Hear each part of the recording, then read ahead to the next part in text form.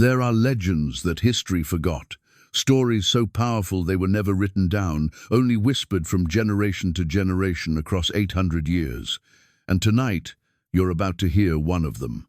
Picture this. A boy lies motionless on the floor of an African palace, 7 years old. He has never taken a single step in his life. His legs refuse to obey him. Outside, other children run and play. Inside, he listens to their laughter, feeling the weight of every word they whisper about him. Crippled, useless, cursed. His own brother mocks him. The king's wives spit when they pass his mother. Servants turn their faces away in pity, and somewhere in the shadows, people are already plotting his death. Because this boy, this broken child who cannot even stand, carries a secret that terrifies the powerful. A prophecy declared before his birth that he would become the greatest king West Africa had ever seen. Impossible, right? How could someone who cannot walk become a warrior? How could someone rejected by his own family unite warring kingdoms? How could the weakest person in the room become the most powerful man in an empire? His name was Sundiata Keita, and if you've never heard of him, you're not alone. While Europe remembers every minor duke and forgotten king, this man, who founded an empire wealthier than most European kingdoms combined, who created a civilization so advanced it had universities when Europe was burning books, who became the ancestor of Mansa Musa, the richest human being in recorded history, has been erased from your textbooks. But his story survived, not in dusty libraries, not in stone monuments. It survived in the voices of Griots, West African oral historians, who memorized every detail, every triumph, every heartbreak, and passed it down through 30 generations. And what they preserved is more than history. It's a blueprint for turning absolute defeat into legendary victory. This is not a fairy tale. This happened, and by the time you finish hearing this story, you'll understand why they called him the Lion King, centuries before Disney ever borrowed the title. Because what Sundiata did, what he overcame, what he built from nothing, makes most historical figures look ordinary. So let me take you back to the 13th century, back to the grasslands of West Africa, where the Niger River cuts through golden savanna. Back to a world of kingdoms you've never heard of, prophecies that shaped empires, and a mother's faith that refused to die. The year is 1217. The place is Niani, a thriving kingdom in what we now call Guinea. This is Mandinka territory, home to proud warriors, skilled traders, and people who believe that destiny is real, that the spirits speak, and that some children are born marked by fate. King Nare Magan Konate rules here. They call him Magan the Handsome. He's respected, comfortable, managing his small kingdom with competent hands. He has wives, children, wealth.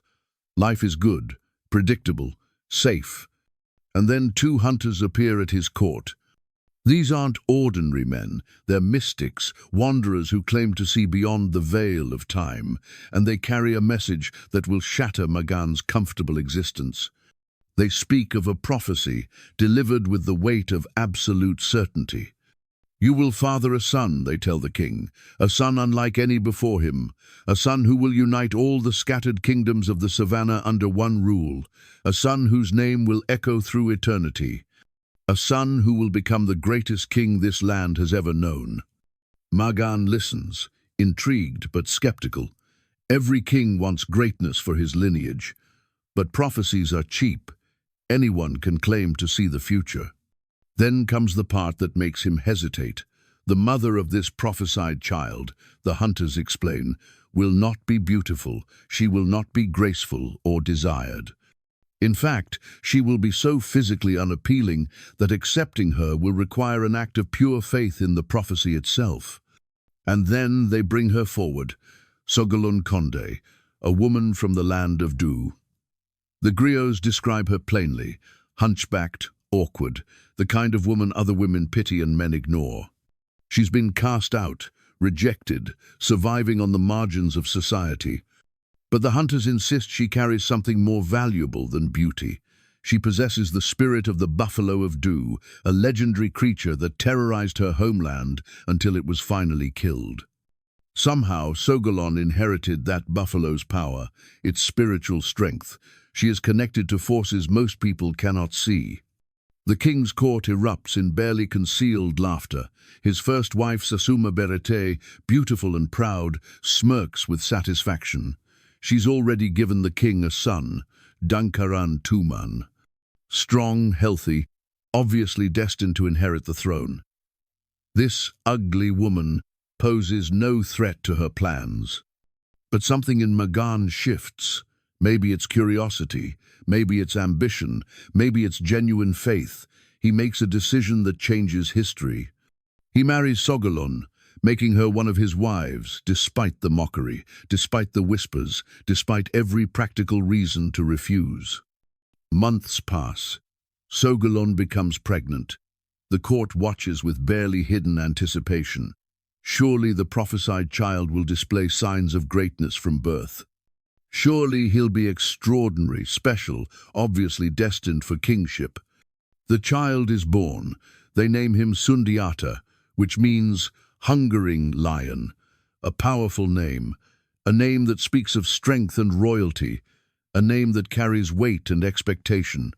And then they wait for him to walk. 1 year passes. The boy crawls but does not stand. 2 years, still crawling. 3 years, 4, 5, 6, 7. The prophesied prince, the future greatest king, the child who would unite kingdoms, cannot take a single step. His legs simply will not support his weight.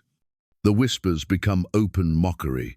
Sasuma, the first wife, seizes her opportunity with vicious glee. Where is this great king you were promised? She taunts Sogolon publicly, loudly, making sure everyone hears. I see only a crippled boy who cannot even stand. My son runs and hunts, while yours crawls like an infant. Tell me again about this prophecy. The servants join in. The court officials exchange knowing glances.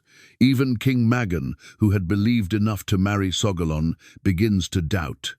He looks at his crawling son and wonders if the hunters were frauds, if the prophecy was a lie, if he made a terrible mistake. Sogolon bears it all.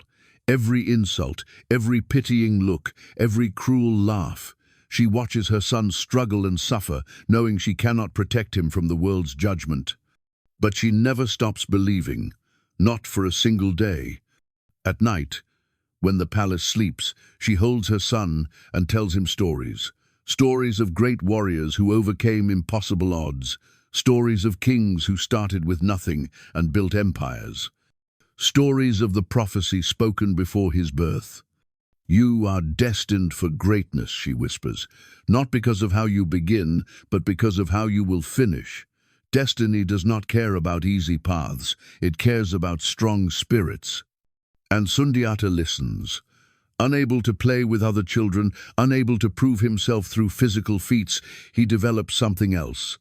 An extraordinary mind, a deep understanding of people.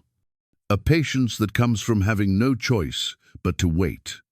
He watches the court from his position on the floor. He sees who is genuine and who wears masks. He learns to read power dynamics, to understand the subtle games adults play. He absorbs the songs of the Griots, memorizing the histories of past kings, learning from their triumphs and failures. But understanding doesn't ease the pain. Being intelligent doesn't stop the humiliation.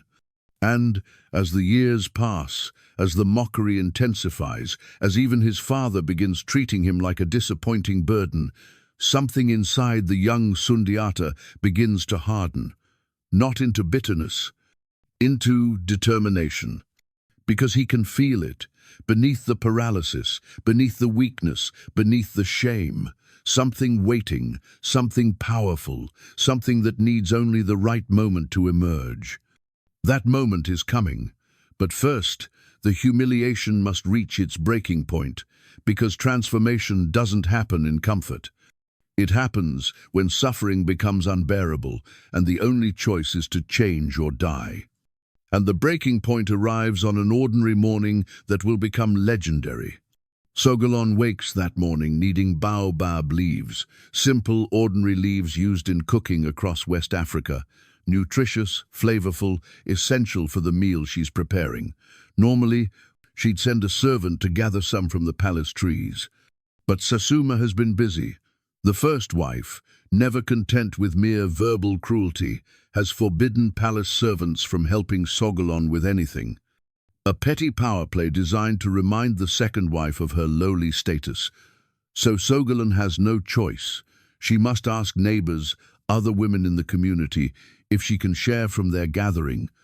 Word reaches Sasuma, and the first wife sees an opportunity too delicious to resist. She sends a servant to Sogolon with a bundle of baobab leaves, but the gift comes wrapped in poison. The servant delivers the leaves publicly in the courtyard where everyone can hear. And the message is carefully crafted for maximum humiliation. Here are leaves for the mother of the child who cannot walk. At least my son Dankaran can stand on his own feet to pick whatever I need. The words hang in the air like smoke. Servants freeze mid-task. Other women turn away, embarrassed for Sogolon. Children stop playing to watch. The entire palace seems to hold its breath. Sogolon takes the leaves. Her hands tremble, not from anger, from something deeper, from years of accumulated pain finally reaching critical mass. She walks back to her dwelling, and the tears come. Not quiet tears, deep, wrenching sobs that shake her entire body. This isn't about leaves. This is about watching her son suffer daily humiliation while she stands powerless to change it. This is about a prophecy that seems increasingly like a cruel joke. This is about sacrificing everything, enduring endless mockery, believing against all evidence, and still seeing no sign that faith will be rewarded.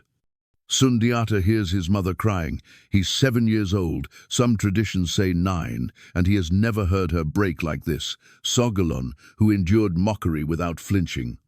Sogolon, who held her head high when others laughed. Sogolon, who never complained, never despaired, never stopped believing. She is crying like her heart is shattering. And something shifts inside the boy. He spent 7 years watching from the floor. 7 years absorbing insults meant for him and his mother. 7 years understanding that words can wound deeper than spears. 7 years feeling helpless while the woman who sacrificed everything for him suffered because of his weakness. Enough. The decision forms with absolute clarity. Not tomorrow. Not when he's older. Not when circumstances are better. Now. Right now. This moment. He will stand. He will walk. He will end his mother's suffering, even if it kills him. He calls for Naun Fairi, the royal blacksmith. His voice carries an authority that shocks everyone who hears it. This isn't a crippled child speaking, this is someone else. Someone who has been waiting 7 years to emerge. "Make me an iron staff," Sundiata commands. "The strongest iron you have. I'm going to stand." The blacksmith hesitates. He's seen the boy's condition. He knows what everyone knows. Sundiata cannot support his own weight. This is impossible. This is delusion. This is a child's fantasy that will end in heartbreak. But something in Sundiata's eyes stops his objections, a fierce intensity that makes the blacksmith obey without understanding why. He goes to his forge, and he doesn't make an ordinary staff. He creates something massive, forged from the heaviest iron, so enormous that 3 grown men struggle to lift it. Perhaps he's testing the boy. Perhaps he's trying to prove the impossibility. Perhaps he's just following orders without questioning. The staff is brought to Sundiata. Word spreads through the palace faster than fire through dry grass. The crippled prince is going to try to stand. Everyone must see this. Some come hoping for a miracle. Most come expecting humiliation. Sasuma comes savoring what she believes will be final proof of Sogolon's foolishness. The courtyard fills. Servants, warriors, wives, children. Everyone who has ever mocked or pitied or ignored, Sundiata gathers to witness. Sogolon watches, her heart suspended between hope and terror. This is her son's moment, his choice, his risk. Sundiata grips the iron staff with both hands. The metal is cold against his palms, heavy beyond measure, the kind of weight that would challenge a grown warrior. And he's a 7-year-old boy who has never stood in his life. The Griots say he prayed, called on ancestors, invoked the spirits of great warriors who came before, asked for strength from sources beyond the physical world, drew on his mother's buffalo spirit, reached for power he couldn't name but could feel stirring inside him. Then he pulls. The staff bends. Iron that should be unbendable curves like a bow under impossible pressure. The courtyard gasps. This isn't happening. This can't be happening. But it is. Sundiata's arms shake with effort. His entire body trembles. Sweat pours down his face. His legs, those useless legs that have never supported him, begin to straighten, slowly, painfully, impossibly. His knees lock, his feet plant, his spine extends, and Sundiata stands. The bent staff slowly straightens as his legs grow stronger with each passing second, as if 7 years of stored power are flooding into muscles that have never been used. As if the prophecy itself is manifesting in his body, as if destiny is finally, mercifully arriving. He takes a step, then another, each movement more confident than the last, each stride longer, stronger, more certain. He walks across the courtyard, and with every step he seems to grow. Not just in height, in presence, in power, in the unmistakable aura of someone becoming what they were always meant to be. The courtyard has gone absolutely silent. No mockery now, no laughter, no whispered insults, just stunned, terrified awe. Sundiata walks to a baobab tree, the very tree from which his mother's humiliation came. He's 7 years old. He has walked for less than 5 minutes. But he reaches up, grabs the tree, and with strength that defies every natural law, he uproots it, tears it from the earth like pulling a weed from a garden, lifts it above his head, carries it to his mother, lays it at her feet. "Here, mother," he says, his voice calm, steady, transformed. "You will never need to beg for baobab leaves again." Sogolon stares at her son, at the tree, at the impossible moment she's witnessing, and she understands. The prophecy was real. Every year of suffering was not wasted. Every insult she endured was preparation for this. Her faith, her impossible, stubborn faith, has been vindicated. But not everyone is celebrating. Sasuma watches the miracle with ice forming in her veins. Because she understands something crucial. Her son Dankaran was supposed to inherit the throne, unchallenged, unquestioned. The crippled half-brother posed no threat. Not anymore. Now the prophecy doesn't seem like a joke. Now Sundiata looks like exactly what was predicted. Now her son's future is in jeopardy. And Sasuma is not the kind of woman who accepts jeopardy. She's the kind who eliminates it. The days following the miracle should have been triumphant, and for a brief moment they are. The court celebrates. The griots sing. King Magan weeps with relief and joy, finally seeing the son the prophecy promised. But political calculations move faster than celebrations fade, and Sasuma begins her campaign immediately. Not with violence, not yet. First with words. Poison dropped carefully into the king's ear during private moments. Yes, the boy can walk now. Impressive, but does that really prove a prophecy? Perhaps it was just delayed development. Dankaran is still the eldest. Tradition matters. Changing succession will create conflict, possibly civil war. Is one miracle worth tearing the kingdom apart? Her arguments find purchase. Magan is proud of Sundiata, but he's also a practical ruler. He knows that overturning established succession based on a prophecy will be controversial. Some will support it. Others will resist violently. The kingdom could fracture. He begins to waver. And Sasuma, sensing weakness, presses harder. But words alone won't secure her son's throne. Not when Sundiata is growing stronger every day, not when people are starting to look at him with the kind of respect reserved for destined leaders. She needs something more permanent. She turns to darker methods, finds sorcerers willing to curse the prophesied child, witches who deal in spiritual assassination. She offers them gold, promises of position, anything they want if they can eliminate the threat. Attempts are made. Poison appears in Sundiata's food, but something stops him from eating it, a sudden revulsion, an instinct. The buffalo spirit his mother carries, watching over him. Curses are placed on his path, but they slide off like water off stone, as if he's protected by forces beyond human manipulation.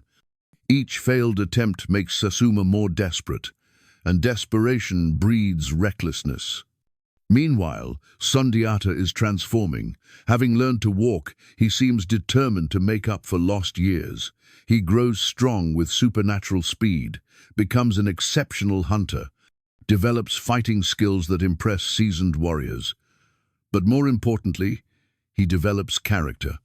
He's generous where others are selfish, humble where others are arrogant.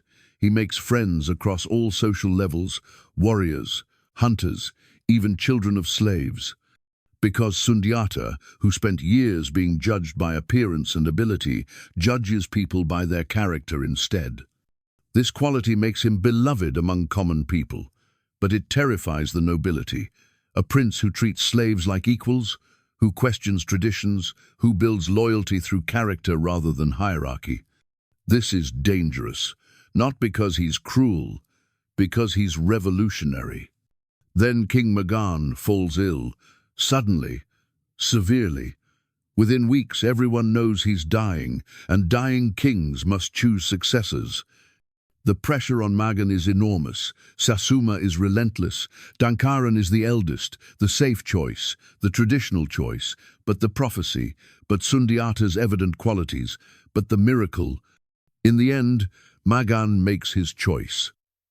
And it's the choice that will send Sundiata into the wilderness for over a decade.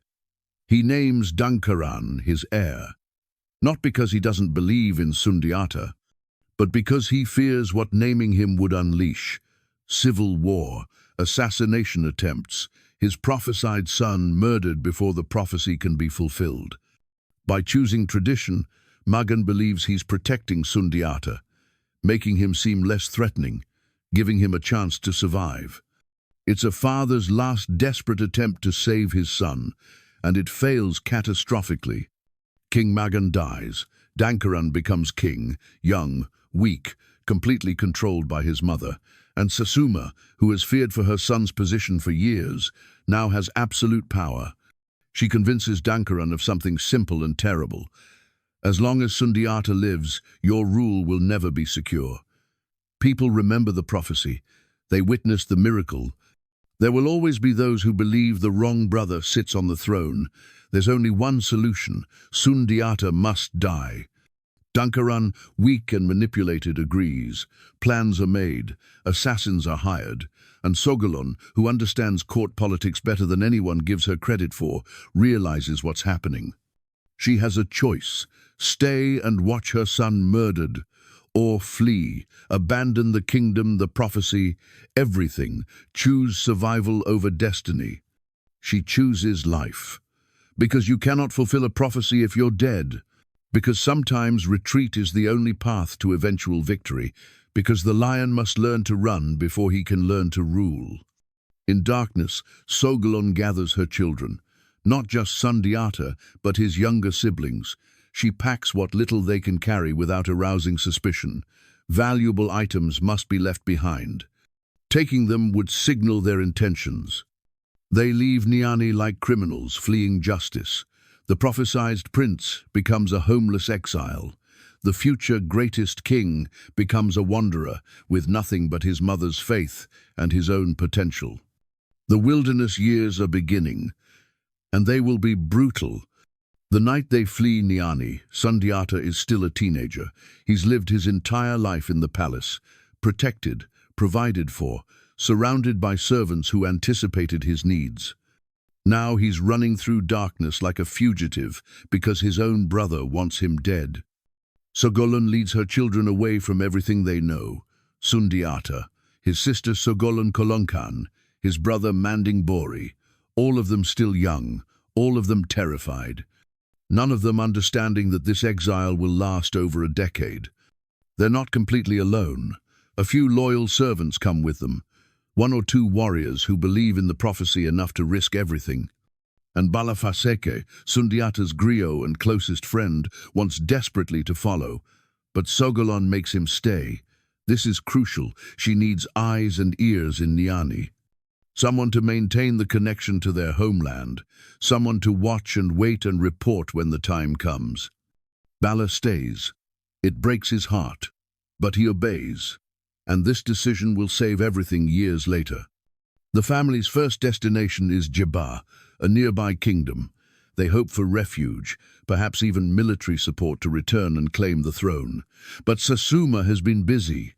Messages have spread to neighboring kingdoms, warning them the exiled prince is dangerous. His mother practices witchcraft. Anyone who harbors them becomes an enemy of Niani.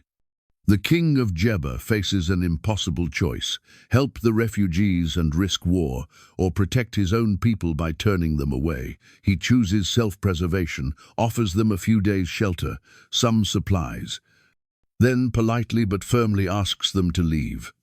It's the first rejection, not the last. For years they wander, the accounts vary. Some say 7 years, others say 13, but every version agrees on the suffering. They travel to Tabon, to Ouagadougou, to countless small kingdoms and tribal territories. Each time, the pattern repeats. Initial welcome. Traditional hospitality requires feeding travelers. Then growing unease as hosts realize who they're harboring. Then a request, sometimes gentle, sometimes threatening, that they move along. No one wants to provoke Niani. No one wants to risk war for a powerless prince with nothing to offer. The exile years destroy Sogolon slowly. She's not young anymore. The constant travel wears her down. Sleeping in unfamiliar places, never knowing where the next meal comes from, watching her children go hungry. It's killing her by inches. But she never complains, never shows doubt. Even as her body weakens, her faith remains iron. She still believes, still reminds Sundiata of the prophecy, still insists that destiny is waiting, just temporarily delayed. Sundiata learns lessons no palace education could teach. He learns humility, what it means to be powerless, to depend on strangers' charity, to sleep with an empty stomach, to watch your mother suffer and be unable to help. He learns to read people, not their words, their intentions, to distinguish genuine kindness from fear-driven hospitality, to see who offers help because they believe in you versus who helps because custom demands it. He learns patience, the kind of patience that comes from having no choice, from understanding that destiny unfolds on its own schedule, not yours, from accepting that today's suffering might be tomorrow's preparation. And he learns about the world. Each kingdom they visit has different customs, different power structures, different strengths and weaknesses. Sundiata absorbs everything. He's not just surviving exile.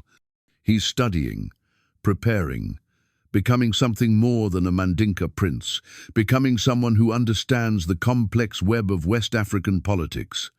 He makes friends everywhere. Despite having no wealth or power to offer, his character draws people. Warriors are impressed by his bearing. Hunters respect his skills. Even common people sense something special. These friendships seem meaningless at the time, a displaced prince befriending random people in random kingdoms, but they're building the foundation of his future army. Yet the pain is constant, grinding, relentless. The family's poverty becomes desperate. There are days when they beg for food. Days when Sundiata, who was born a prince, scrounges for scraps like a street child. Days when his younger siblings cry from hunger and he can do nothing but promise that someday, somehow, things will be different. The psychological toll might be worse than the physical hardship.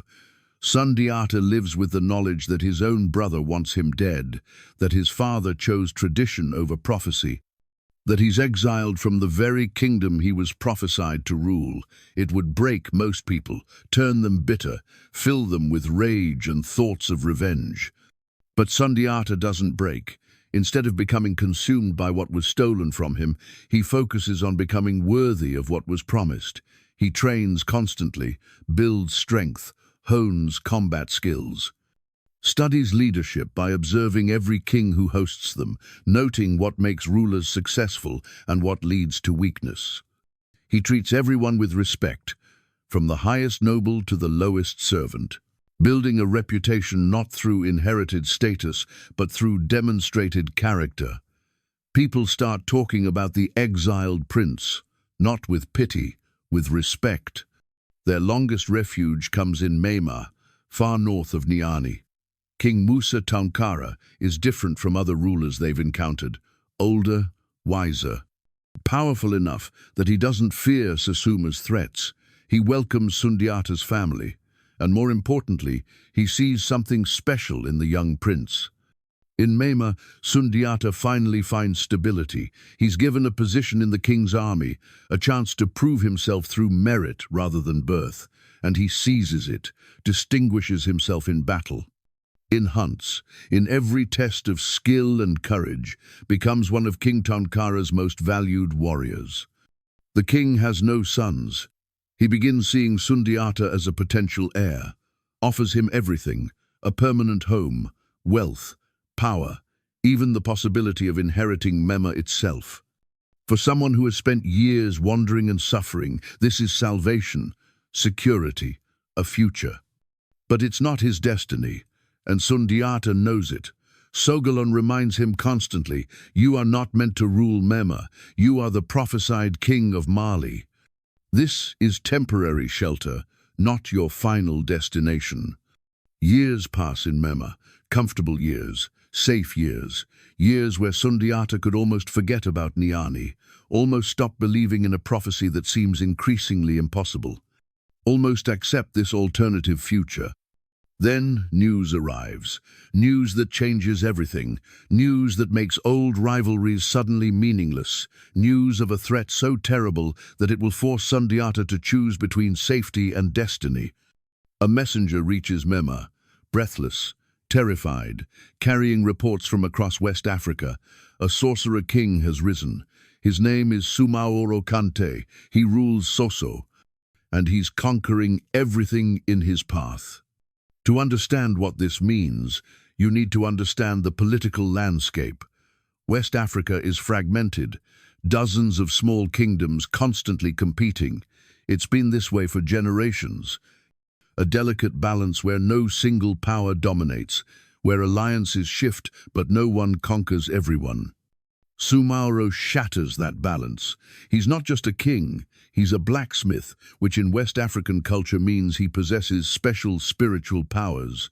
But Sumaoro is more than a blacksmith. He's a sorcerer, a master of dark magic who has spent decades accumulating power. The Griots describe him as terrifying, tall, eyes that pierce through people, a voice that makes warriors tremble. He wears ornaments made from his enemies' bones. His palace is filled with instruments of dark magic, drums made from human skin, fetishes that control life and death. He inspires absolute terror, and he uses that terror as effectively as his armies. Starting from Soso, he begins a campaign of conquest, unlike anything the region has seen. Kingdom after kingdom falls. Those who resist are crushed brutally. Those who submit are absorbed but treated as subjects, not partners. Within years, Sumaoro controls vast territories, and then he turns his attention to Niani, to the Mandinka homeland, to Sundiata's birthplace. Dankaran Tuman, who was never strong or wise, panics completely. When Sumaoro's armies appear on his borders, Dankaran tries to negotiate, offers tribute, promises submission, agrees to humiliating terms, anything to avoid war. But capitulation only emboldens Sumaoro. Seeing Dankaran's weakness, he decides to take Niani by force anyway. His armies invade, and what follows is brutal. The Mandinka warriors, demoralized by their king's cowardice, facing Sumaoro's seemingly invincible forces, are defeated quickly. Dankaran Tuman flees, the king who usurped his brother's throne, who drove Sundiata into exile, who ruled Niani for years. He runs away, abandons his people, his kingdom, everything. Some accounts say he dies in exile, broken and forgotten. Others say he lives out his days in obscurity and shame. Either way, his reign ends in desertion. Niani falls under Sumaoro's control, and what follows is a dark period for the Mandinka people. Sumaoro doesn't rule as a king. He rules as a tyrant, imposes crushing taxes, takes young men for his armies, shows no respect for local customs or traditions. The proud Mandinka, once independent, are now just another conquered province. But worse than political control is the spiritual oppression. Sumaoro's sorcery seems to make him invincible. Warriors who fought bravely for years suddenly find themselves unable to resist. Arrows that should strike him miss, spears that should pierce him bounce off. It's as if he's protected by forces beyond human understanding. The Mandinka people begin losing hope. They've been conquered before. But always there was possibility of rebellion, of eventual liberation. But how do you fight a sorcerer king who cannot be killed by normal means? How do you resist someone who commands dark powers? Then someone remembers. In their darkest hour, suffering under impossible tyranny, someone recalls the prophecy. The prince who was exiled years ago. The one who was supposed to become the greatest king they had ever known. The one who walked after being crippled. Who uprooted a baobab tree with his bare hands. Who demonstrated that the impossible could become possible. They remember Sundiata. Messengers are sent, traveling to every kingdom where Sundiata might have found refuge, carrying a desperate message from what remains of the free Mandinka people. Come back, we need you. The prophecy must be fulfilled or we remain slaves forever. One messenger eventually reaches Mema, finds Sundiata training with King Tankara's warriors, delivers the news. Niani has fallen. Sumaoro Kante has conquered the Mandinka homeland. The people are suffering under tyranny. They're calling for Sundiata to return. Sundiata listens in silence. Years of exile, years of wandering and suffering, and now this, a chance to return, not to reclaim a throne from a usurping brother, to liberate his people from an enemy far more dangerous than Dankaran ever was. King Tankara watches his reaction carefully. He loves Sundiata like a son, knows that if the prince returns to Niani, he'll probably never come back to Mema. He'll lose his best warrior, possibly his heir. But he also understands destiny when he sees it. This is what you were meant for, King Tankara says quietly. Not to be my heir, to be your own king. Go save your people, fulfill your prophecy. It's an act of extraordinary generosity, but more than that, it's necessary, because Sumaoro isn't just a threat to the Mandinka. If he continues unchecked, he'll eventually threaten Mema, every kingdom in the region. Someone has to stop him, and perhaps only the prophesied king can do it. But Sundiata faces a massive problem. He has no army. He's one man, however strong and skilled. To fight Sumaoro, he needs warriors, weapons, supplies, allies. He needs to build from nothing the force that can liberate his people. And his mother, who guided him through years of exile, will not live to see it. Before Sundiata can begin his campaign, Sogolon falls gravely ill. The years of wandering have destroyed her health. She's no longer young. The constant stress, inadequate food, endless uncertainty, it has worn her down to nothing. By the time the messenger arrives from Niani, Sogolon is already weakening. And when she hears the news, when she understands that her son will finally return to claim his destiny, something in her relaxes. As if she's been holding on only to see this moment. Sundiata stays by her side as she declines. For days, he barely leaves her dwelling. This woman, who has been his anchor through everything, and as she lies dying, Sogolon gives her son final instructions. "Remember who you are," she whispers. "Remember where you come from. Do not become cruel in your strength. Do not forget those who suffer because you have suffered. Trust the prophecy. No matter how impossible the situation seems, your destiny was spoken before you were born." She also gives practical advice: which allies to trust, which to watch carefully, the debts they owe to people who helped during exile, the political landscape as she understands it. Which kingdoms might join his cause, which are too afraid of Somaoro to help. Then, with her children around her, with the son she fought so hard to protect holding her hand, Sogolon dies. For Sundiata, it's devastating. His mother has been the one constant through every upheaval. When he couldn't walk, she believed he would. When his father chose his brother, she knew it was temporary. When they were exiled and homeless, she never despaired. She has been his strength when he had none of his own. Now she's gone, just as he's about to embark on the greatest challenge of his life. King Taunkara gives Sogolon a royal burial. Warriors from across Mema attend. Even in exile, in a kingdom not her own, she's recognized for what she truly was, a woman of extraordinary courage and unwavering love. After the burial, Sundiata changes. Those who know him say there's new intensity, fierce determination. His mother's death has removed the last hesitation. He's no longer just a displaced prince hoping to return home. He's a man with a mission, carrying the weight of his mother's sacrifice, driven by something deeper than personal ambition. He's ready to become what the prophecy always said he would be.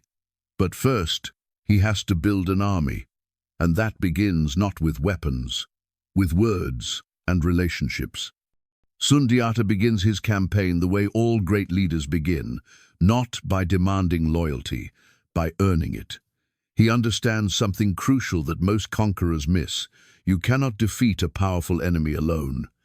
You need people who believe in your cause enough to risk everything. And Sundiata has been preparing for this moment, his entire exile, though he might not have realized it. All those friendships made during wandering years. All those warriors and hunters and princes who were impressed by his character when he had nothing to offer. All those people who helped his family when they had no reason to expect anything in return. Now is the time to call in those debts of honor. King Taunkara is his first and most important ally. The king not only releases Sundiata from service, but provides him with an initial force of warriors. Not a huge army, but enough to begin. He also provides weapons, supplies, and his blessing. This gives Sundiata something priceless: legitimacy. He's not just a wandering exile anymore. He has the backing of a powerful king. But Taunkara's wisdom extends beyond simple support.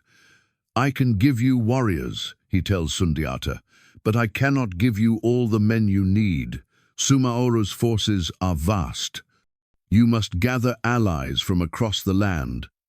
And you must do it quickly before Somaoro learns what you're planning and crushes you before you're ready."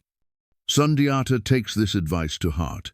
He begins traveling again, but this time not as a refugee seeking shelter, as a leader gathering support for a cause. And his message is simple but devastatingly effective. Somaoro Kante is not just a threat to the Mandinka people, he's a threat to everyone. Today he rules Niani. Tomorrow he could rule your kingdom. Unite now to stop him or fall one by one later. It's compelling logic, but words alone don't convince kings to commit warriors to someone else's war. Sundiata needs to offer something more. And he does. He promises that any kingdom helping him defeat Somaoro will be part of a new alliance. A confederation of equals rather than conquered subjects. He's not asking them to serve him. He's inviting them to build something new together. This is revolutionary thinking. In that era, conquest means control. Winner takes all. But Sundiata is proposing something different. Shared power, mutual benefit, collective security. It's an idea born from his years of exile. from seeing how fragmented kingdoms are vulnerable, from understanding that strength comes from unity rather than subjugation. His first major success comes in Tabon, a kingdom he passed through during exile. The king remembers Sundiata, remembers his character, his bearing, the way he treated people with respect, even when he had nothing. When Sundiata returns and explains his mission, the king commits warriors to the cause. Then Jeopardy joins, then Vagado, remnant of the old Ghana Empire. Each success makes the next easier because word spreads. The exiled prince is gathering an army, the prophesied king is returning. And crucially, he's winning people to his cause not through threats or bribes, but through the force of his vision and character. But the most important recruitment isn't kingdoms, it's individuals. Sundiata seeks out the best warriors in West Africa, legendary hunters, men of exceptional skill and courage. He approaches them personally, often dramatically. One famous story tells of a warrior known for never having been defeated in combat, skeptical of some exiled prince's hopeless cause. Sundiata challenges him to a contest. If Sundiata wins, the warrior joins him. They wrestle. Sundiata wins. But then, in a gesture that wins complete loyalty, Sundiata declares the match too close to call. They should consider themselves equals. The warrior, moved by this humility and generosity, not only joins, but brings dozens of other fighters with him. Another crucial alliance comes with the hunter confederations. In West African society, hunters are more than people who track animals. They're mystics, experts in spiritual matters, people who understand unseen forces of nature, and they hate Sumaoro, who has disrupted the spiritual balance with his dark sorcery. When Sundiata approaches them, they see something important. Here is someone who might match Sumaoro's spiritual power, because Sundiata isn't just physically strong. He carries the prophecy's protection, the blessing of his mother's buffalo spirit. The hunters believe he has a chance against the sorcerer king. They pledge their support. As weeks turn to months, Sundiata's force grows, not yet an army capable of facing Sumaoro's full might, but no longer just a handful of warriors. He has thousands now, drawn from across West Africa, united by common cause and faith in the prophesied king. But gathering an army is only half the challenge. The other half is preparing them for what's coming. Because fighting Sumaoro isn't like fighting a normal enemy. His sorcery makes him seemingly invincible. Arrows miss, spears bend, warriors mysteriously weaken in his presence. How do you fight someone like that? Sundiata needs to understand Sumaoro's power, find its source, its weakness, because every power, no matter how great, has limits. Every invincibility has vulnerability. He needs to find Sumaoro's. And that's where Bala Faseke comes in, the griot who stayed behind in Niani all those years ago.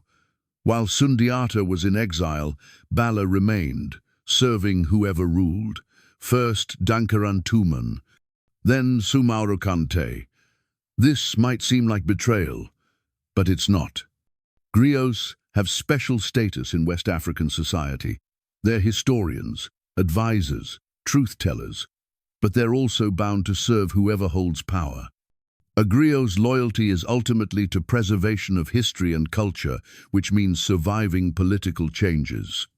But Bala never forgot his true master. All those years, even while serving in Sumaoro's court, he remained loyal to Sundiata in his heart. And he's been watching, learning, waiting for the moment when the information he gathered might be useful. When Sumaoro conquered Niani, he took Bala into service because a king needs a griot. This gives the griot access to Sumaoro's court, his private chambers, conversations and observations others could never witness. And what Bala observes is both fascinating and terrifying. Sumaoro's palace in Soso is unlike any other, built like a fortress, but also a temple to his magical power. There's a special chamber, the sacred sanctuary, where Sumaoro keeps the sources of his power. Only he is allowed to enter. The penalty for anyone else entering is death. But Bala is a griot, which means he's clever, patient, and observant. Over time, he learns the palace's rhythms, its secrets. He watches and waits. And eventually, an opportunity comes. One day, when Sumaoro is away dealing with military matters, Bala makes a decision that could cost his life. He will enter the forbidden chamber, discover the source of Sumaoro's power, because he realizes something crucial. If Sundiata is going to return and fight the sorcerer king, he needs to know what he's facing. The griots describe what Bala finds: the room filled with instruments of dark sorcery, drums made from human skin, skulls of enemies arranged in magical patterns, fetishes hanging from walls and ceiling. The air itself, heavy with dark energy. But most importantly, Bala finds Sumaoro's sacred balafon, a traditional wooden xylophone central to the sorcerer king's power. Not just any musical instrument, magical, crafted with rituals. Imbued with spirits that serve Sumaoro. When he plays it, his power amplifies. It's the physical manifestation of his invincibility. Bala, being a griot and master musician, cannot resist, despite the danger. Despite knowing that touching anything in this chamber could mean death, he picks up the mallets and begins to play. The sound is unlike anything he's ever produced, not just music, power given voice. The griots say the entire palace shakes. People throughout Soso hear it and wonder what's happening. And Sumaoro, wherever he is, senses that someone has violated his sanctuary. He returns to the palace in rage, bursts into the chamber, finds Bala with his sacred balafon. The griot expects to be killed on the spot. Perhaps he should be. But Sumaoro does something unexpected. Instead of executing Bala, he's impressed. The griot showed extraordinary courage. His skill with the balafon is undeniable. More than that, Sumaoro's pride is engaged. Here's someone who can appreciate his power, who can understand and perhaps communicate the magnitude of what he's achieved. So Sumaoro spares him. With a condition, Bala becomes his personal griot, singing praises of the sorcerer king's greatness, kept close, under constant watch, essentially a prisoner, but an honored one. For Bala, this is both terrible and fortunate. Terrible because he's now even more trapped, unable to escape or communicate with the outside world. But fortunate because it gives him even greater access to Sumaoro. And as he serves the sorcerer king, singing his praises, playing his balafon, he listens and learns about Sumaoro's power, and crucially, about its limits. Because every magic system has rules, every invincibility has conditions, and slowly, carefully, Bala begins to understand Sumaoro's vulnerability. The sorcerer king's power comes from mastery of spiritual forces, from fetishes and rituals accumulated over decades, but that power has a specific weakness, related to his sacred totem. Every sorcerer has one, an animal or object symbolically connected to their power. If that connection can be severed or countered, the invincibility fails. Bala discovers that Sumaoro's totem is the rooster, specifically a white rooster. The sorcerer king's power can be broken by an arrow tipped with a white rooster's spur, the sharp pointed growth on the back of a rooster's leg. It sounds almost absurd. This great sorcerer king, this seemingly invincible tyrant, can be defeated by something as mundane as a rooster spur. But that's the nature of magical thinking in many traditions. Great power often has specific, almost arbitrary weaknesses. The more powerful the magic, the more specific the vulnerability. Now Bala has the information that could save his people, but he's trapped in Sumaoro's palace, unable to escape, unable to send word to Sundiata. All he can do is wait and hope that someday, somehow, he'll have a chance to pass on what he's learned. That chance comes as Sumaoro prepares for his campaign against Sundiata. The palace descends into chaos with war preparations, warriors being assembled, supplies gathered, magical rituals performed. In all this confusion, security becomes less stringent than usual. and Bala, who has been carefully observing and planning for years, makes his move. The details vary depending on which griot tells the story. But however he does it, Bala escapes from Soso and begins the dangerous journey to find Sundiata. He travels quickly, avoiding main roads, knowing that if caught, he'll be tortured and killed. But he also knows the information he carries could change everything. When he finally reaches Sundiata's camp, the reunion is joyous. Sundiata hasn't seen his childhood friend in over a decade. They've both been boys when they separated. Now they're men, tested by hardship and exile. The bond between them, instead of weakening, has only grown stronger. But after initial celebration, Bala has urgent news. He tells Sundiata everything about Sumaoro's power, the sacred chamber, the magical instruments, the source of his invincibility. And most importantly, he reveals the secret, Sumaoro's vulnerability to the white rooster's spur. Sundiata listens carefully. To some of his warriors, this information seems too simple. Could years of tyranny really be undone by something as mundane as a rooster spur? But Sundiata understands. In spiritual warfare, specific knowledge is everything. Knowing your enemy's weakness is as important as having a strong army. He orders his hunters to find a white rooster immediately. Eventually, one is found. The hunters carefully remove one of its spurs. The best arrow maker in Sundiata's army fashions a special arrow tipped with the white rooster spur instead of metal. This arrow is prepared with ritual and ceremony, prayers spoken over it, blessings invoked, because this isn't just a weapon. It's the physical manifestation of counter-magic that can break Sumaoro's power. But possessing the arrow is one thing, using it in battle is another. Sundiata will need to get close enough to Sumaoro to shoot it, which means surviving combat with a sorcerer king whose magical protection has never failed. And even if he can get close enough, he needs to aim true, because he'll likely only get one shot. The margin for error is razor thin. The two armies meet at a place called Karina in the year 1235, a vast plain perfect for large-scale battle. Sumaoro commands perhaps 15 to 20,000 warriors. Sundiata's army is smaller, maybe 10 to 12,000, but every single one believes they're fighting for something greater than themselves. The night before battle, Sundiata cannot sleep. He walks through his camp, talking to warriors, checking preparations, thinking about everything that led to this moment.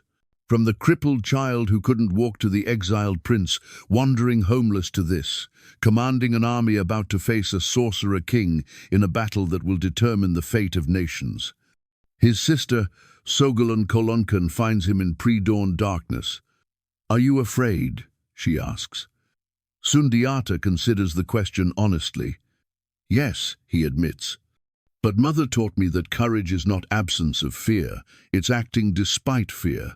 Tomorrow I will be afraid, and tomorrow I will fight anyway." As the sun rises over Karina, both armies prepare.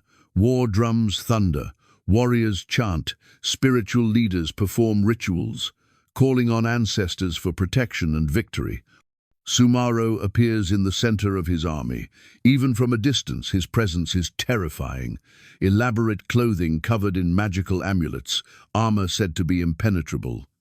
Weapons that have never failed to kill. An aura of power that makes brave warriors hesitate. Sundiata, by contrast, wears simpler clothing. His power comes not from elaborate magical preparations, but from the prophecy, from righteousness of his cause, from loyalty of his warriors. Where Sumaoro inspires fear, Sundiata inspires hope. The battle begins with exchange of arrows. Archers let loose, volley after volley, darkening the sky. Warriors fall on both sides, the first casualties of what will become a legendary confrontation. Then the main engagement. The armies crash together like waves colliding. The sound is overwhelming, clash of weapons, cries of wounded men, war drums. Shouted commands, trying to coordinate forces in chaos. Sundiata fights in the thick of it, his guards struggling to keep up. He's everywhere at once, rallying warriors, leading charges, turning the tide wherever his forces weaken. The Griots say he fights like a lion, the animal of his name and destiny, fearless, powerful, magnificent. But despite his leadership, despite the courage of his warriors, the battle is not going well. Sumaoro's sorcery is having its effect. Sundiata's warriors mysteriously weaken when engaging Sumaoro's elite guards. Arrows that should strike home veer away. Spears thrown with perfect accuracy somehow miss. Then Sumaoro himself enters combat directly. Cutting through Sundiata's warriors like their children, he seems untouchable, invincible, just as the legends said. Warriors who attack him find their weapons useless, as if he's protected by an invisible shield. Sundiata watches this and knows conventional combat won't work. He has to confront Sumaoro directly, has to use the special arrow. He calls for his bow, and the arrow tipped with white rooster's spur.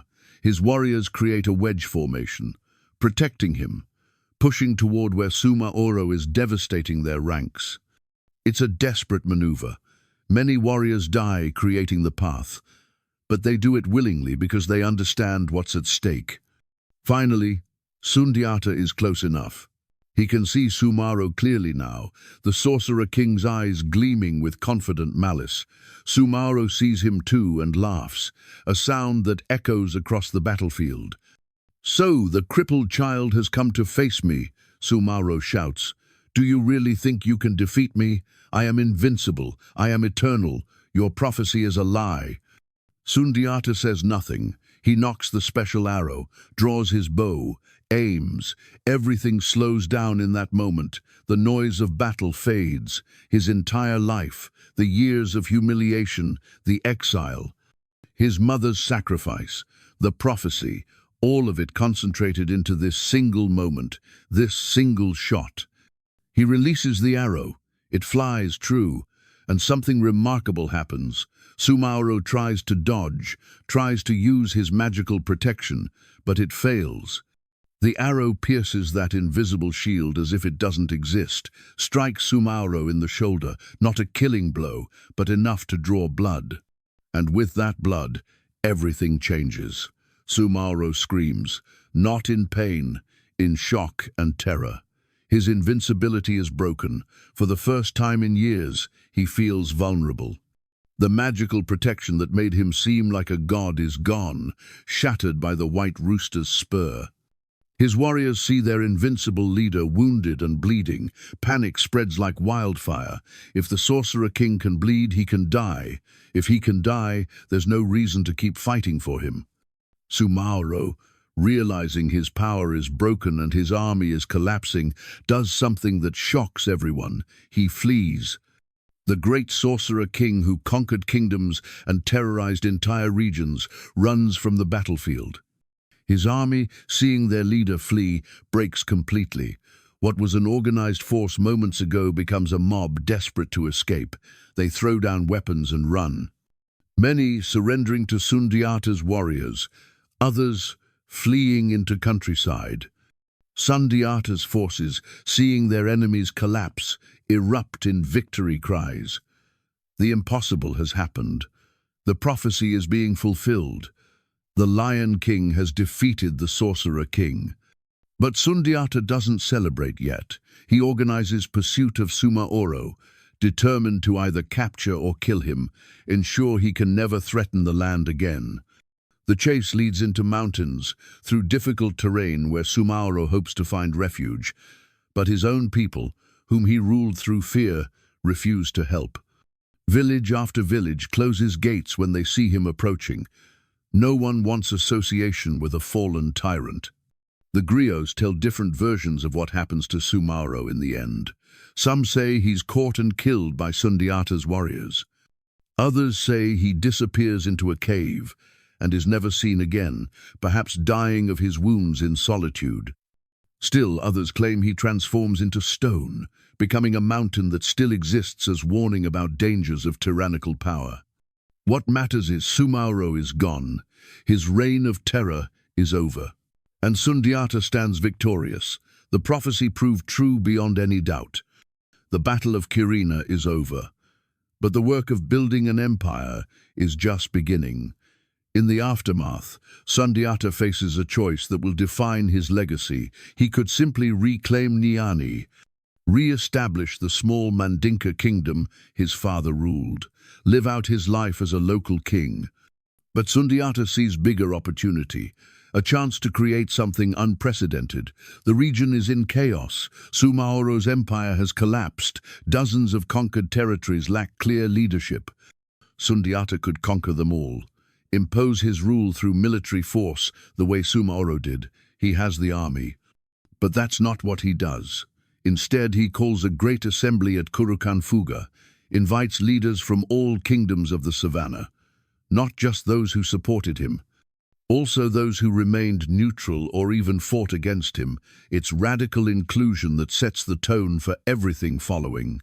The assembly lasts days. Representatives from dozens of kingdoms gather to discuss the future.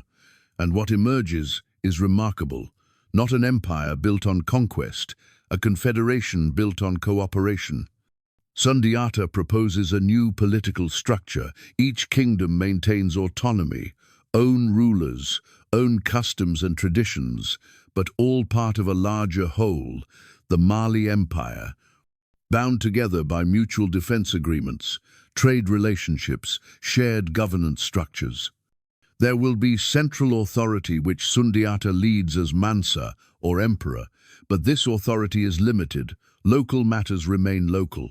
The empire handles only what's truly imperial: defense. Major trade routes, dispute resolution between kingdoms, maintenance of peace. It's a form of federalism created in 13th century West Africa, centuries before similar ideas emerge in Europe. But Sundiata doesn't stop with political structure. He also establishes what historians call the Kurukan Constitution, a set of laws and principles governing the empire. The Griots have preserved these laws through oral tradition, and they're remarkable for their time. The Constitution establishes rules about governance, declaring leaders should rule with justice and wisdom, not tyranny. It establishes property rights, creates a system of social organization defining different professional groups and their roles. But perhaps most remarkably, it includes humanitarian principles. Rules against mockery of people with disabilities, undoubtedly influenced by Sundiata's own experience. Provisions for treatment of women, establishing their rights within the social system. Even environmental protections, rules about how forests should be preserved, how certain resources should be managed sustainably. It's not perfect by modern standards. It still includes slavery. Women's rights are limited compared to today's expectations. But for its time and place, it's extraordinarily progressive. The kingdoms agree to this arrangement. One by one, leaders pledge allegiance to Sundiata and the new Mali Empire. Some enthusiastically, seeing benefits of stability and collective security. Others more reluctantly. But even they recognize this is better than chaos of competing warlords or tyranny of another Sumaoro. And so the Mali Empire is born, not through conquest alone, through consent and cooperation, its fulfillment of the prophecy, but in a way that transcends simple kingship. Sundiata has become not just a king, but founder of a new civilization. He establishes his capital at Niani, rebuilding and expanding the city of his birth, organizes the empire's administration, appoints governors, creates systems for communication and coordination across vast distances. He promotes trade, recognizing prosperity comes from exchange and cooperation rather than hoarding and isolation. The trans-Saharan trade routes, always important, now flourish under Mali's protection. Merchants travel safely across the empire, protected from bandits and warlords. Gold from the south moves north toward the Mediterranean. Salt from the Sahara moves south. Ideas, technologies, and cultures mix and flow. Within years, Mali is becoming wealthy, not just through exploitation, primarily through trade and productivity. The stability Sundiata created allows agriculture to flourish. Farmers plant crops without worrying about armies destroying fields. Craftspeople develop skills without fear of arbitrary confiscation. Traders invest in long-distance commerce, knowing contracts will be honored. And Sundiata himself proves to be everything the prophecy promised. He rules with wisdom and justice, remains accessible to his people, hearing disputes and complaints personally, doesn't become cruel or tyrannical in victory. He also shows remarkable tolerance for the era. Mali is home to diverse peoples with different religions and customs, traditional African religious practitioners like Sundiata himself, Muslims, whose religion has been spreading across West Africa through trade networks, people with hybrid beliefs, mixing elements of different traditions. Sundiata doesn't try to impose religious uniformity. Instead, he allows people to practice beliefs freely as long as they maintain peace and follow the empire's laws. This tolerance becomes one of Mali's defining characteristics, one of the sources of its strength. He honors debts from exile years. Every person who helped his family when they were wandering and powerless is rewarded, not with empty titles, with real positions of responsibility and shares of the empire's growing wealth. He elevates those who were loyal when loyalty was dangerous. Warriors who joined him before Karina, when victory was uncertain, receive higher honors than those who joined after, when success seemed assured. He also makes sure his family is provided for. His siblings who shared his exile are given positions of honor. His mother's memory is celebrated with monuments and rituals. Her grave becomes a place of pilgrimage. The Mali Empire grows rapidly in years following Karina. Within a decade, it controls territory from the Atlantic coast in the west to the desert in the north, from forests in the south to the Niger River bend in the east. It's not the largest empire in the world, but it's substantial, powerful, and most importantly, stable. That stability attracts even more people and wealth. Merchants from North Africa and the Middle East establish trading posts in Mali cities. Scholars come to study and teach. Craftspeople come to practice trades in secure environment. The empire becomes a magnet for talent and ambition. And always at the center is Sundiata, the former crippled child, the exiled prince, now the Mansa of Mali, the Lion King. Years pass. Sundiata ages from young man into middle age, then into elder years. He never loses his physical strength. The Griots say he remains powerful until the end, but he becomes wiser, more reflective. He's achieved everything the prophecy promised and more, transformed a fragmented region into unified empire, brought peace after decades of conflict, created wealth and stability for millions of people. But empires, like people, are mortal, and Sundiata knows his greatest challenge isn't building the empire, it's ensuring it survives after he's gone. As he grows older, he turns attention to succession. He has sons. He needs to choose which one will succeed him. But he doesn't just want to name an heir. He wants to prepare the empire for smooth transition. He systematically trains his chosen successor, teaching him not just mechanics of rule but the philosophy behind it, making sure his son understands the principles that made Mali successful: tolerance, justice, cooperation rather than control. He introduces him to the empire's various leaders, ensuring relationships are established before succession. He institutionalizes the empire's governance structures, making sure the Confederation of Kingdoms is not dependent on his personal relationships, but built on systems and agreements that will outlast any individual ruler. The exact date and circumstances of Sundiata's death are uncertain. The Griots offer different accounts. Some say he dies peacefully in old age, surrounded by family, having lived to see grandchildren. Others say he dies in an accident during celebration.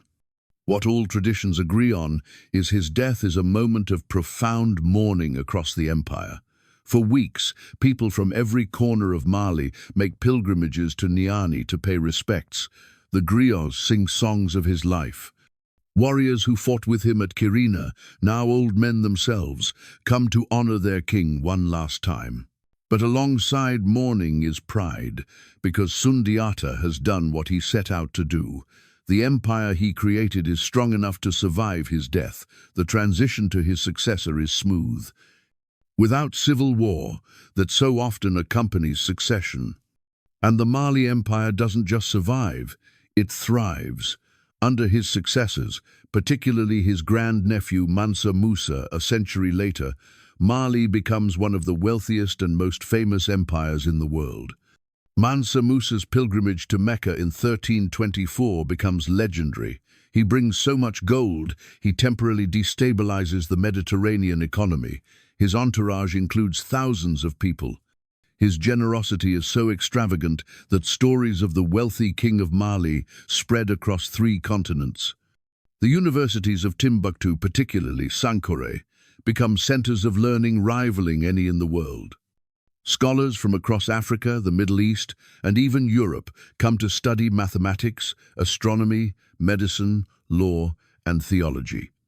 Mali controls trans-Saharan trade routes for centuries, becoming the primary source of gold for the Mediterranean world and beyond. At its height, the empire controls territory comparable in size to Western Europe, with population in the millions.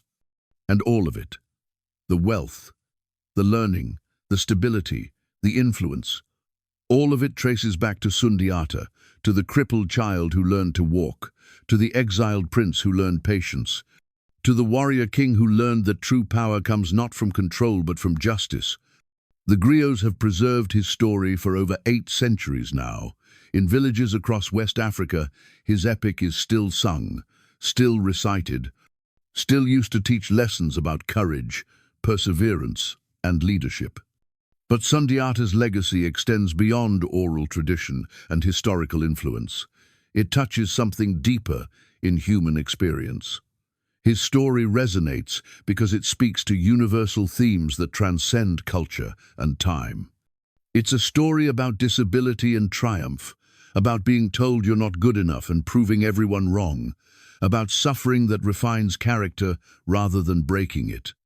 It's a story about exile and return, about losing everything and rebuilding from nothing, about how the journey away from home can be what prepares you to truly lead when you return. It's a story about prophecy and free will, about destiny that must be earned, not simply received, about how knowing your purpose is different from achieving it. It's a story about power and its proper use, about how leadership is service, not control, about how the strongest empires are built on cooperation rather than conquest. And perhaps most powerfully, it's a story about a mother's love and a son's determination to honor that love by becoming worthy of it. The Mali Empire that Sundiata founded lasts for over 4 centuries, 400 years of continuous existence. From the 13th century until the 17th century, when it finally fragments under pressure from new empires and changing trade patterns. For comparison, that's longer than the United States has existed, longer than the British Empire dominated global trade. A span of time covering the entire European Renaissance, the Age of Exploration, the Protestant Reformation. While Europe was going through its medieval period and emerging into modernity, Mali was already an established, sophisticated empire with institutions, laws, and cultural achievements rivaling anything in the world. Even as the political entity of Mali fades, Sundiata's legacy persists. The Mandinka peoples spread across West Africa. Today, there are millions of Mandinka descendants living in countries from Senegal to Burkina Faso, from Guinea to Gambia. They still identify with their heritage, still tell stories of the Lion King. The griots continue their tradition to this day. In 21st century West Africa, griots still perform the epic of Sundiata at ceremonies and celebrations. Still memorize genealogies, histories, lessons. They've adapted to modern times. Some use electronic instruments alongside traditional ones. Some record performances for radio or internet distribution. But the core tradition remains unbroken across 8 centuries. Scholars and historians have worked to piece together Mali's history from multiple sources. The oral traditions, written records from Arab travelers and historians who visited Mali at its height. Archaeological work, uncovering physical evidence of the civilization's sophistication. In the modern era, Sundiata has become a symbol for African pride and identity. During the 20th century, as African nations fought for and achieved independence from European colonialism, Sundiata's story takes on new significance.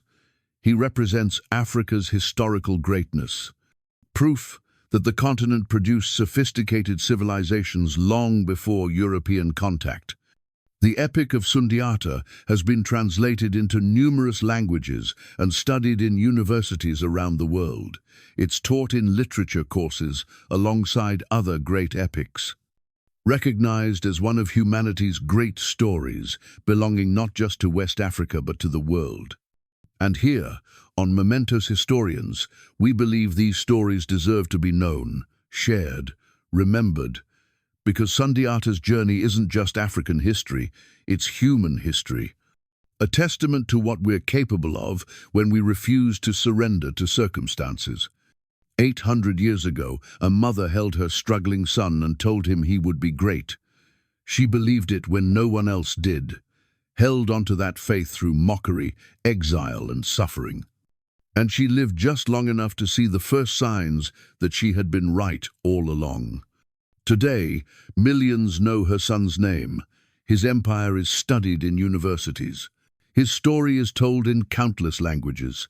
His legacy lives on in descendants of the Mali Empire and in everyone who finds inspiration in his journey from weakness to strength.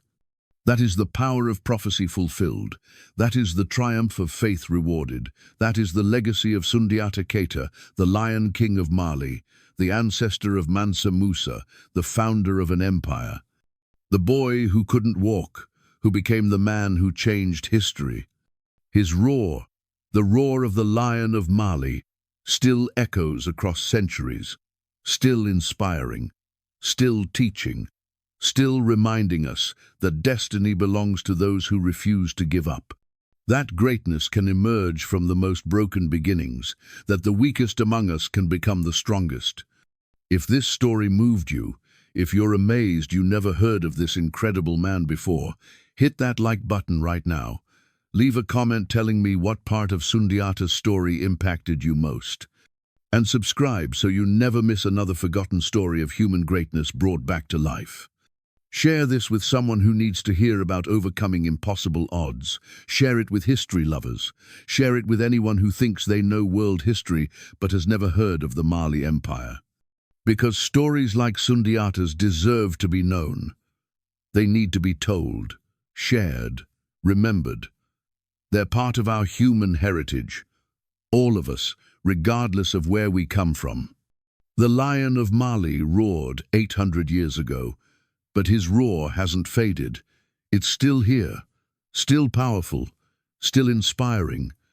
And now, you're part of keeping that roar alive by sharing his story. Thank you for joining me on this journey through one of history's most remarkable lives. Until next time, keep exploring, keep learning, and never forget, greatness can come from the most unexpected places.